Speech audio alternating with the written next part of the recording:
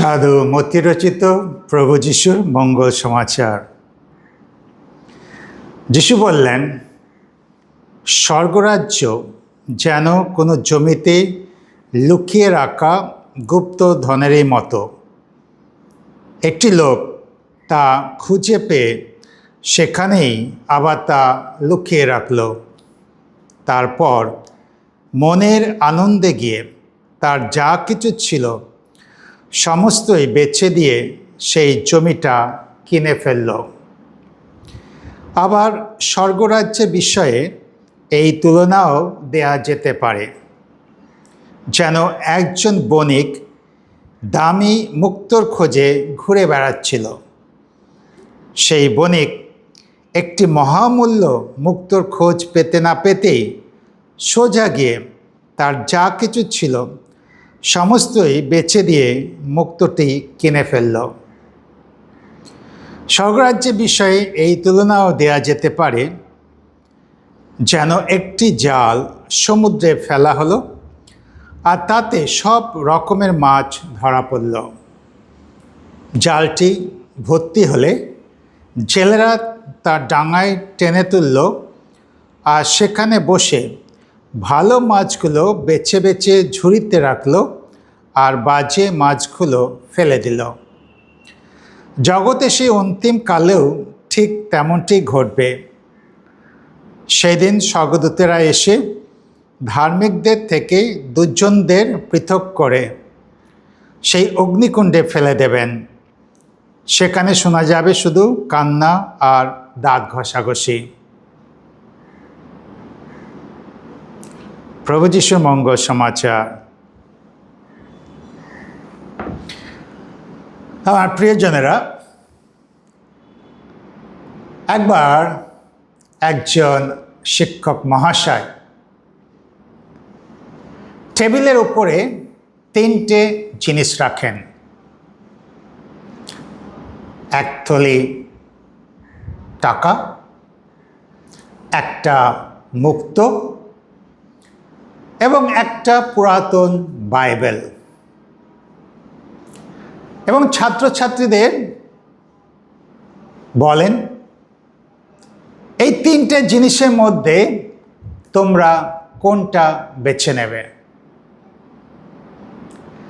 বেশিরভাগ ছাত্রছাত্রীরা টাকার থলিটা বেছে নেয়, আর মাত্র কয়েকজন সেই মুক্তোটা বেছে নেয়। কিন্তু একটা ছোট্ট মেয়ে, সে বেছে নেয় সেই বাইবেল। আর তাতে সবাই অবাক হয়ে যায়। শিক্ষক মহাশয় সেই ছোট্ট মেয়েটিকে জিজ্ঞাসা করলেন, তুমি কেন এই বাইবেলটা বেছে নিলে? তখন সেই ছোট্ট মেয়েটি বলে, টাকা পয়সা তো খরচা হয়ে যাবে, মুক্তো তো দেখতে সুন্দর, কিন্তু যখন আমার বিপদ আসবে, যখন আমি ভয় পাব, যখন আমি একাকী হয়ে যাব, তখন আমাকে তো সাহায্য করবে না। কিন্তু যদি আমি বাইবেল পড়ি এবং যিশুকে জানি, আর যদি আমি যিশুকে পাই, তাহলে তো আমি সব পেয়ে যাব। আর এই উত্তর শুনে ক্লাসে সবাই চুপ। আমার প্রিয়জনেরা, এই মেয়েটি বুঝতে পেরেছিল সত্যিকারের সম্পদ কি, যেটা পাওয়া অবশ্য দরকার। আজকের মঙ্গল সমাচারে প্রভু যিশু সেই সম্পদের কথা বলছেন, যে সম্পদ আমাদের পাওয়া দরকার। তিনি সেই ঐশ্বরাজ্যের কথা বলছেন। আর সেই ঐশ্বরাজ্যটা আসলে কি? সেই ঐশ্বরাজ্য হচ্ছে ঈশ্বরের ভালোবাসা। তাই আমরা যদি সেই ঈশ্বরের ভালোবাসা পাই, তাহলে আমরা সব কিছুই পেয়ে যাব। তাই আমরা যেন চেষ্টা করি সেই ভালোবাসা পেতে। ঈশ্বর সলোমনকে জিজ্ঞাসা করেছিলেন, তুমি কি চাও? তুমি যা চাইবে আমি তোমাকে দেব। আর সলোমন কি চেয়েছিলেন ঈশ্বরের কাছ থেকে? তিনি তো কোনো ধন সম্পদ চায়নি।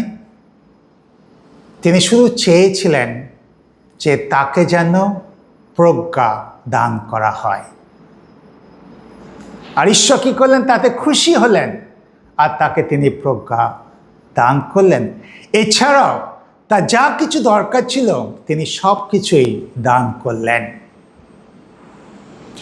আমার প্রিয়জনেরা, যদি ঈশ্বর আমাদেরকে সেই একই জিনিস জিজ্ঞাসা করেন আজকে, যে তুমি আমার কাছ থেকে কি আশা করো, তাহলে আমার উত্তরটা কি হবে? আমি কি চাইব? হয়তো আমরা জানি আমাদের মধ্যে অনেকে আছে তারা চাইবে ধন সম্পদ, বা অনেকে আছে তারা চাইবে একটা বড় বাড়ি, বা অনেকে আছে যারা চাইবে সুস্বাস্থ্য, বা হয়তো অনেকে আছে তারা চাইবে বাচ্চাদের সফলতা।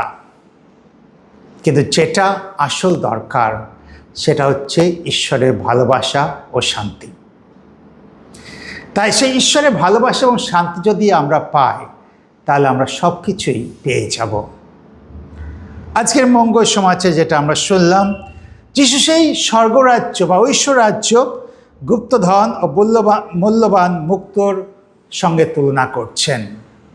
তিনি কি বলছেন? যে একজন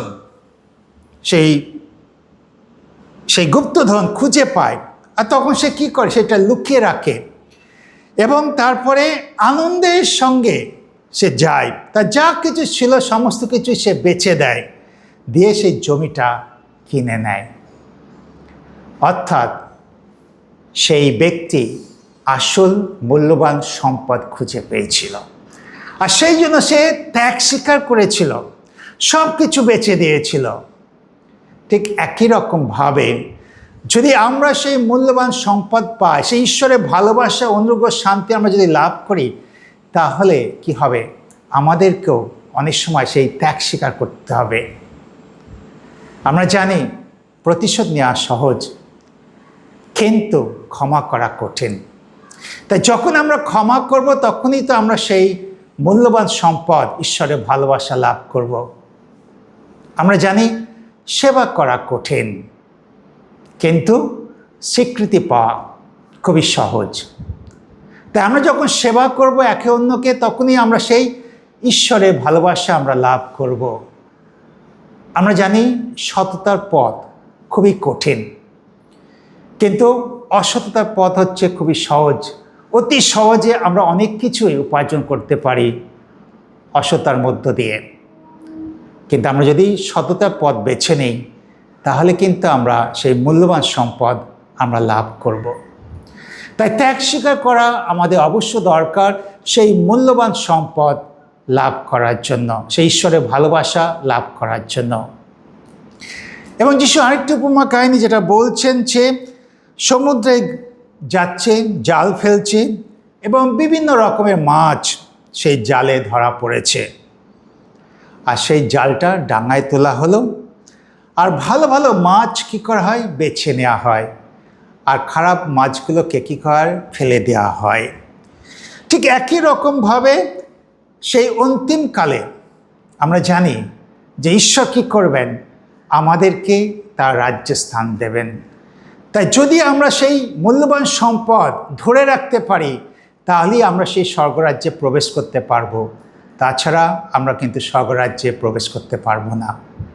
তাই আমরা চেষ্টা করি সেই মূল্যবান সম্পদ, অর্থাৎ ঈশ্বরের ভালোবাসা, ঈশ্বরের শান্তি, ঈশ্বরের অনুগ্রহ লাভ করতে।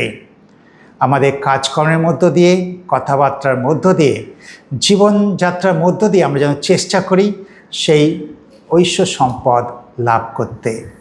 তাহলে ঈশ্বর প্রসন্ন হবেন, আমাদের জীবনে যা কিছু প্রয়োজন তিনি তা মিটিয়ে দেবেন, এবং একদিন আমরা সেই স্বর্গরাজ্যে প্রবেশ করব।